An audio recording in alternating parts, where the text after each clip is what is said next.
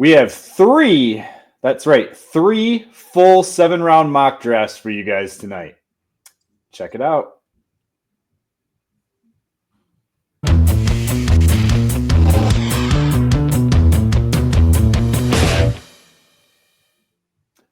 Huddle up! As always, I'm Rob Schwartz with Bear Goggles On. Tonight with me, we got Justin Oniemi and Bob Weiss. How's it going, guys? Happy Easter. Happy Easter. Happy Easter. Huddle up. All right, we are less than a week away from the 2025 NFL Draft.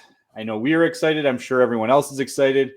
Tonight, we are going to, the three of us are going to present our ideal mock draft, and then we'll do a little bit of comparison here at the end. You guys got anything to add before we get started? I'm just really excited to get to draft night. We can stop talking about it a little bit, but of course, we're definitely going to talk about it right now. But it's just an exciting time to know that we're going to add some really, really good talent to this team that we're already pretty excited about. I would ditto that, exactly what Bob said. And the other thing is, it was really hard to come up with a best case scenario, which makes me feel like the Bears are in a good spot. Yeah, they totally throw a curveball at us and really piss us all off. We'll see. The whole point of these mocks, the ideology behind these mocks we're going to do today was ideal draft class. So it was kind of hard to go between what's ideal and what's like a dream scenario, right? Keep it somewhat realistic. So, stay with us as we go through that. But it was a lot of fun to try to develop these draft classes, and I'm looking forward to showing them to you guys. Same. All right, let's just dive in. Before we do, actually, let me remind everyone, please hit the subscribe button, hit the like button, and then we'll talk about it at the end, but go ahead and get to the comment section and let us know which of these three you like most. And if you want to, kick us another comment with your ideal draft. Absolutely. All right. So I think we're going to take a look at my ideal mock first. Oh.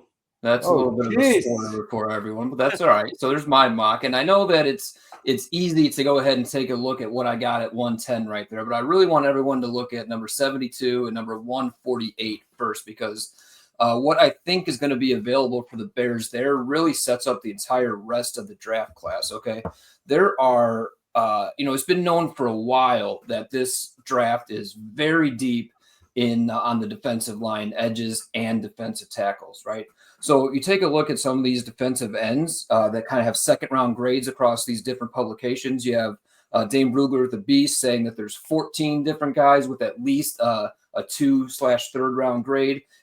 ESPN Stance Eek says that there's 20 edge defenders that have project at least to a good starter or better. And then NFL.com has 14 guys who project as plus starters or better. You do the math, like if 1 out of every 5 picks is an edge, that gets us down into that 75-ish range. So I feel very strongly that there will be a solid rotational defensive end at 72. For this example, I just went with Jack Sawyer, but there's some other names in there that could very well be there. But it's a guy from day one, even in the 3rd round, will come in and be a solid rotational defensive end. It's kind of the same story in that 5th round. I went with Jamari Caldwell-Hill, but there are 23 defensive tackles who project to at least a solid starter, average starter in this draft. And I really believe one of those guys is going to fall to 148. Now, I'm not saying all those guys will fall to 72, 148, and we'll get our pick of those guys, but one of those guys will fall to 72 and 148, right? So I already feel like we got a good basis for our defensive line later in the draft. So that really is going to free us to go back up to the top of the draft and just worry about getting playmakers for Caleb. So at 10, Tyler Warren. We've already gone into Tyler Warren on a bunch of previous videos. Go check out what we just did for top 10 to see what we really think about it. But remember that Ben Johnson didn't call him a tight end. He called him a football player. So that's what we're going to get there. At 39, I really, really love Travion Henderson. He's the thing that's going to set him apart from those other running backs that will be available in the 2nd round is that explosiveness. Now, he kind of gets compared to Jahmyr Gibbs a little bit. I don't think that's necessarily fair to Jahmyr Gibbs because of that speed, power blend that he has. That's not exactly Travion Henderson, but he has that explosiveness. He's a home run waiting to happen on every time he touches the ball. And that's why I want him at 39. I don't want to wait and play the game. Maybe I'm not going to get him. I want that explosive playmaker. And then here at 41, I am trading that pick to Houston. Houston is looking to move up, okay, from 58 to 41. They're looking to get a solid starter on their offensive line, and at theirs could be Donovan Jackson or maybe Arianti Essery. And I know you might be thinking, hey, the Bears could use those guys. I totally understand that. But when you go back and look at our top 5 video, what did we talk about? We didn't say we needed a plug and play left tackle. We need developmental offensive lineman depth. So I want multiple swings at that. So we're going to trade down to 58. We're going to take Jonah Saba and Nea. I think I did pretty good there, right?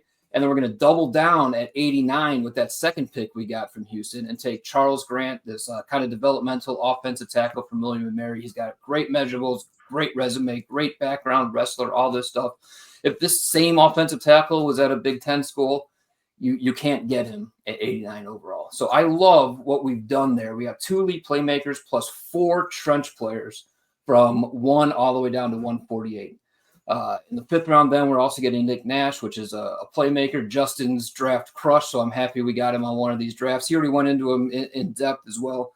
But this is an elite production guy at San Jose State. And he's not an elite athlete. He's 6'2", 203, which is a nice size, but only a 4.57, only 34-inch physical, 34-inch vertical. So he's not dominating his opponents with athleticism. He's dominating his opponents because he's just a better football player than everybody at that level. So I love taking a swing at that in the 5th round. And then the 7th round, Katan Crawford is just one of these speedy safeties who projects to have some special teams needs. And that's really what you're looking for in the 7th round. So overall, I really think we did a great job there. Playmakers, trenches, and then a couple swings late.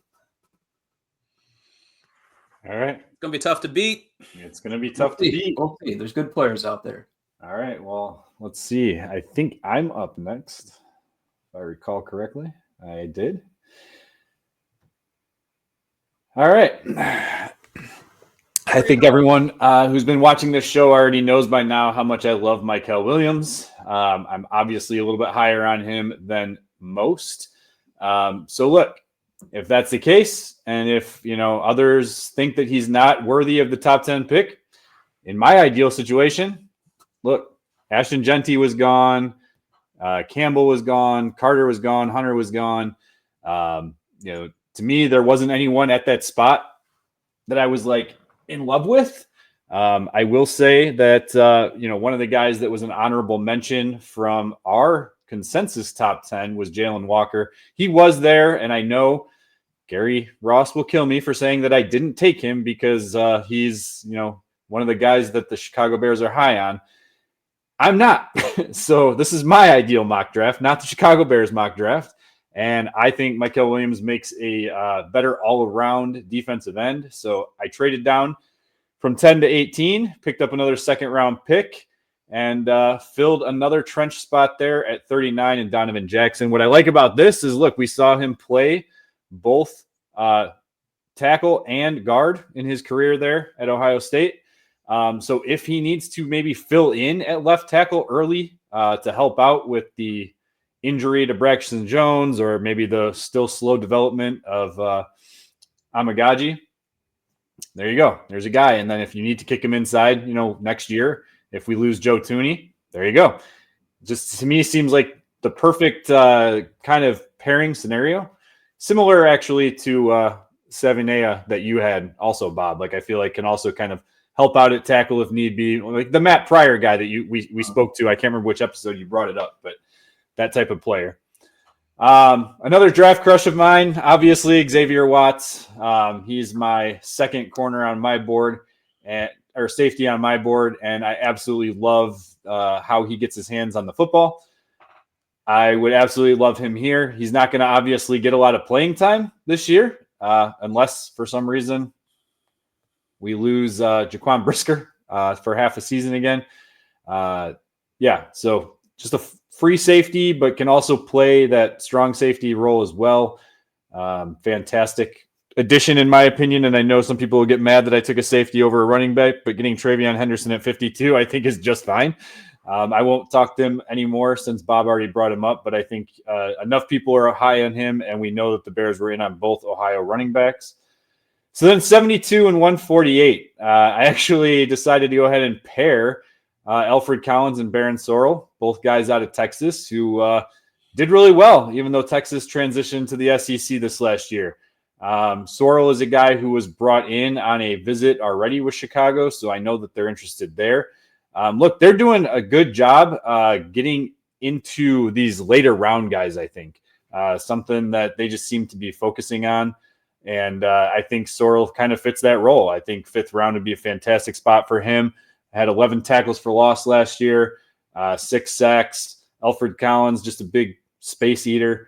To have both those guys there, I think would, doubling up on the trenches with 2 defensive ends, hitting the trenches at O-line, hitting the trenches with a defensive tackle. And then what I like about Willie Lampkin, look, I didn't see him as a center, but that's where Dane Brugler had him at. So if Dane Brugler thinks he can be a center in the NFL, I had him as a guard. To have him there at 7 as a Drew Dahlman maybe replacement at some point. There we go. And anyone who thinks you shouldn't draft a kicker in the 7th round, I think you just need to stop talking, because I'm sorry, Cairo Santos is not reliable enough for me. Get me one of the best kickers in this draft, and you're guaranteed to do that using a guy or a pick at 240. This is the same situation as Trenton Gill in the 7th round. It's a throwaway pick. Don't get pissed off about it. Life's too short. All right. Well, I'm going to be up, but before I even say that, I'm sure both Bob and I, 18 picks later, are going to sign a kicker as a UDFA. But that's for another. It's on the board. It's on the to-do list. Absolutely. So, all right, you guys both did a great job. I hope I can follow suit. And I just want to say right off the bat, first of all, like Bob said, it's a mix between our ideal of what can happen and what we hope can happen or wonder if it can happen. Now, obviously, there's not too much I can say about Genty. He is an elite blue chip player. We talked about how the Bears need to find some all pro level players. And to me, if he slides, he's the perfect pick. I mean, honestly, doing this draft, once I had picked him, everything else just felt like it was a cherry on top. And I know you guys talked about Travion Henderson and how much of a weapon he would be. I think Genty's even at another level than that. And so took Genty at 10. You see pick 39 is missing. I feel like 39 or 41. I know Bob traded 41 in his, is a good opportunity to get some more picks in the depth part of this draft. As Bob said, and you can see in mine as well, I was able to address DT and edge in the 3rd round. There's still some really good talent at those players. Before I get there, Mason Taylor is a guy I'm really excited about. The 2 big name tight ends, obviously, are Tyler Warren and Colston Loveland, but you don't have to look too far past that to see that Mason Taylor has the potential to be a really good all-around tight end. As far as blocking and things like that, he might actually be better than those 2. He's more of like the traditional tight end type. I think there's a lot of growth that could happen in his game, and I would be really excited if the Bears were able to grab him in the 2nd round. You see, I haven't addressed trenches yet, but weapon is the way to go here. Now, my new draft crush. Thank you, Bob, for taking Nick Nash, but I have a new crush now. It's Ariante Ursary out of Minnesota, 3-year starter at left tackle. There's no debate on if he's a left tackle, although I have heard a few people saying maybe move into guard. But as far as what the Bears are looking for, I think he can come right in and be that competition for Jones and Amagaji, and towards the future, he could supplant himself in that role very nicely. Really good in zone blocking, which I think the Bears will run. So excited to see him make it to that part of the draft. I could see him going a little earlier, to be honest. TJ Sanders. So I said I addressed the defensive side of the trenches in the 3rd round with TJ Sanders at DT, Jordan Birch at edge. It's very deep at both those positions. And I think in both cases, you are getting guys with high-end potential. TJ Sanders, very, very productive in college, was all SEC defender. In his senior year, 50 tackles, 4 sacks, 7 tackles for loss, and 33 quarterback pressures. And people think he's actually better against the run than he is even as a pass rusher. Fifth round, where I should have taken Nick Nash. Actually, I think in this particular mock, I actually was doing a mock as opposed to just maybe he'd be there. I think he had gone a little earlier. But I like Malachi Moore out of Alabama. He's not like this super athlete or along those lines, but a very smart player, can play multiple positions, even possibly push in at nickel. And I know Kyler Gordon has that position kind of on lock, but the Bears are talking about moving him around, and I just think the more guys you have and you can play chess and not checkers, I think that fits with what Dennis Allen wants to do. Seventh round, where I could have taken a kicker, I decided to get two more high potential guys. Elijah Badger. What I like about him is that he's got very reliable hands and seems to know how to get open. And so I feel like with Ben Johnson calling plays, you get a guy who kind of knows where to be. He's got good yards after catch potential and could even contribute in special teams. And same thing here. When you're taking a linebacker in the seventh round, you're hoping he could kind of help out on special teams. But I wonder if this is a Jack Sanborn replacement. Nick Martin was injured a lot in 2024, so perhaps that moves his draft stock down a bit. But in 2023, led the Big 12 in solo tackles with 83, 16 tackles for loss. Can be an effective blitzer. And again, I think Dennis Allen likes to get creative with how he brings pressure. And a guy I'm willing to take a shot at in the seventh round. So I just feel like I said, if you get Genty at the top of this draft, everything else kind of can fall right into place. So I was really happy with this this particular mock. Yeah, solid draft class. I mean, it's hard to argue with any of that. I mean, if you kind of look at all these draft classes side by side, like we all have some pretty common threads between them all, I noticed you guys both got multiple offensive linemen, right. and I only had the one. So, well, let's look at it side by side. Yeah, let's look at them side by side.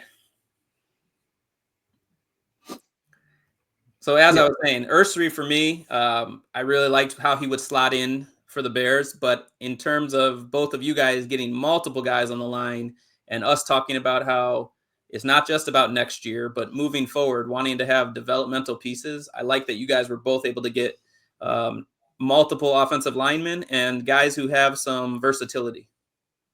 Yeah, that was a big part of Savinea for me. You can play a little tackle, you can play a little guard, he can just kind of sit back this year as a second round pick and just kind of play where as needed. And then as seasons come on, the spot for him will probably be evident. It'll just present itself as opposed to trying to just pigeonhole him into one specific need. So I like that. And then, with Charles Grant, the developmental left tackle, I think you can say the ideal scenario for left tackle for the Bears is Braxton Jones coming and being healthy this year, playing a solid left tackle, and then leaving and signing a huge free agent deal, giving the Bears a comp pick. Meanwhile, we're developing either a Charles Grant, a Savinea, or maybe Amagaji picks it up and is ready to fill in behind him. That's really the type of team that you need to be as a contender. You're letting guys walk and replacing them behind.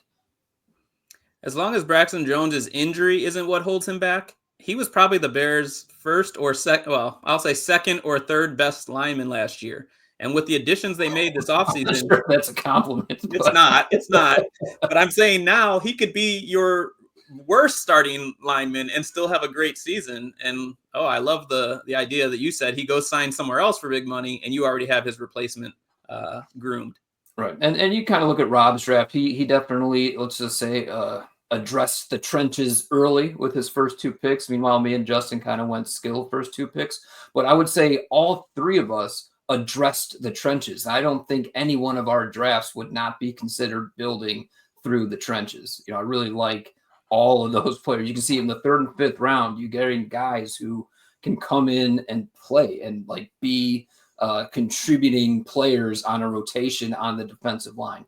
So you don't have to take a first round pick, be in the trenches to say you're building through the trenches. Well, within the first three rounds, each of us have somebody on the offensive side of the ball, trench-wise, somebody on the defensive trenches, within those first 72. And we talked about it when we were doing, I think, the Dane Brugler recap. But, that's probably your sweet spot, right? Like 20 to 75, like in that range. So, I mean, if you're getting two guys on both sides of the ball within the trenches, you're attacking the trenches. There's no other way to say it. Yeah, absolutely. And then you kind of look at, we say you want to model things off the Eagles. Well, the Eagles just, they build through the trenches, right? And then they let a couple guys walk. And what are they going to do? They're going to draft guys in the trenches in the second and third round to replace those guys. You don't have to have a top 10 pick in the trench to say you're building through the trenches. It's just making sure you don't ignore it through the top 3 rounds. Did you guys hear the rumor that just popped up yesterday or maybe the day before about a potential trade involving the Eagles and the Patriots? No. Okay, so there's a rumor out there that if Abdul Carter falls to 4, there's a potential trade opportunity of A.J. Brown going to New England to get that pick. Interesting. It's interesting because I had thought maybe there was a sneaky chance the Patriots might actually trade up to 3 with the Giants to get Abdul Carter, and the Giants can kind of fall and feel better about taking Shedeur Sanders or something like that. But that's interesting. I hadn't heard that. Another kind of interesting nugget, Lampkin, Rob, your interior offensive lineman from North Carolina. He kind of is center, but I saw an article from Mel Kiper Jr. today that lists this center as a fullback. So maybe. Oh no! Don't say it. Right replacement. Don't say it. I mean, I already know Dr. Truth is going to be mad that we did not draft the long snapper that we mentioned in the 7th round. So priority free agent. That's right. Yeah. Now, I obviously glossed over Genty a bit. We all know a lot about him, but to me, like, he can be a 3-down back that just takes over games, but I don't necessarily think that's how the Bears would want to utilize him right away as a rookie. I more so see it, and you keep saying it, Bob, weapons. It would really open up DeAndre Swift's game to be able to complement Genty. And so my question to you guys, you both ended up with Travion Henderson. Do you think Henderson and Swift complement one another well? I hear some people think that they might be too similar. Yeah, I want to tackle that one first. I think that's a phenomenal point to bring up. Like, no, I do think they probably duplicate skill sets, but I think it's very important to understand that you're not drafting only for 2025, right? We're drafting for the entirety of at least the 4-year contract. And it's very kind of unlikely that I think Swift is actually on the team in 2026. And I think it's a lot easier to kind of find the Thunder complement to the Lightning. So you get a better version of DeAndre Swift now while you can in that 2nd round. And then you can just figure out how to, complement him as you go around. But I'd rather take the better, more explosive football player now and worry about the fit later. Yeah, I got nothing to add to that. That was a perfect response. You have the duplicity this year, but then you have the cheaper, better version moving forward. Correct. Yeah, and he was higher on my board, so I'm going to take him before I take, Quinshon Judkins. And you're looking at Rob's draft. Obviously, I took Henderson at 39, so I'd love to take Henderson at 52. But Rob's draft class would still be spectacular if that's Caleb Johnson at 52, and you are drafting more of the Thunder instead of the Lightning, right? Like that'd be totally fine too. True. All right, one more thing, Rob. Yours does not have a tight end, so I know you think Cole Kmet is the second coming we won't even go in there on Easter, but is that a position you just didn't feel needed to be addressed, or it never really fit with where you were at in the draft? It just didn't fit. I was hoping that I was going to get Harold Fannin there at around 72, and it just didn't work out that way, and I didn't like the other tight ends that were available. So, yeah, look, I love Cole Kmet. I love Tyler Warren. I think he's was 5th on my top 10 for the Bears. I love Mason Taylor. I don't think Mason Taylor, is getting talked about enough. I know he has been a lot lately. I know we've been talking about him not quite a bit, but a couple times. I think we were getting him in the 3rd round, but you can see how his draft stock has risen over the last few weeks to the point where some people actually have him above Colston Loveland because of Colston Loveland's medical concerns. So, yeah, it'll be interesting. It's not like they didn't go out and get a tight end in free agency. The guy out of Miami, not something that you're overly excited about. But quick follow-up. There'll be another wave of free agency. There's potential out there. So what tight ends were available when you selected a kicker? Yeah, probably none. So real quick, I want to follow up on that from Rob's perspective there. I'm so glad you took Alfred Collins instead of Fannin Jr. because that's actually building through the trenches. When me and Justin take Taylor and Warren higher, we're talking about guys who project to be maybe all pro or like very solid high level starters. In that third round, when you're just kind of drafting guys to be solid starters or just fill out your roster, building through the trenches means you're making sure you're solidifying your offensive and defensive line with solid players before you're just putting a solid tight end on your roster. So I love the idea of going with Collins and just ignoring tight end instead. Yeah, and I did not address wide receiver either, and you guys both addressed wide receiver. That's you're the only one who really addressed safety. I mean, I know that Malachi Moore and Keaton Crawford, but you're the only one who got a real solution. Malachi Moore might be fine, but I think he's more of a kind of rotational career backup type guy. Yeah, I mean, I've had safety in my top 5 since months ago when we did our first top 5 needs list. It's hard for me to get away from it, even with the additions that were made to this team. In fact, the additions kind of make safety even higher on my needs list because of how much they did address that interior of the line. Yeah. Sure. So, all right, Halas Huddlers, let us know which one you like the best. Let us know what your personal ideal mock would be. We'd love to see all the different ideas out there. As you can see, the three of us don't agree on everything. Like we're kind of directionally going the same way, but we don't agree on everything. So it's totally fine. Let us hear what you don't like, what you do like. And, as long as we all just want the Bears to be better, we're all going to be fine. Yeah. Over or under 2.5 of these names actually ending up on the Bears when it's all said and done in the draft. I want to hear that. All 24 of them. Full selection. You said 2.5? Yeah. I really hope it's the over. I would just love it if it's the over. But as you said, there are names that are kind of parallel to a lot of these guys. So yeah, no doubt. Yeah. And let's just say there's. I'm going to take the over. I'll take the over. Like I'm wearing I don't know, you guys really see my Devin Hester jersey today. Raise your hand if you knew that they were drafting a Hall of Famer in the second round by drafting a corner who didn't even think he could play corner. Like you really never know what's actually going to happen. That's true. Never. I had that pegged. What are you talking about? He was a first round pick for me. There you go. All right, I can't wait to see the comments, and I really can't wait till the draft kicks off on Thursday. Yeah, I'm excited. I got nothing else to add, so if you guys don't have anything to interject, let's bear down. Let's claws up.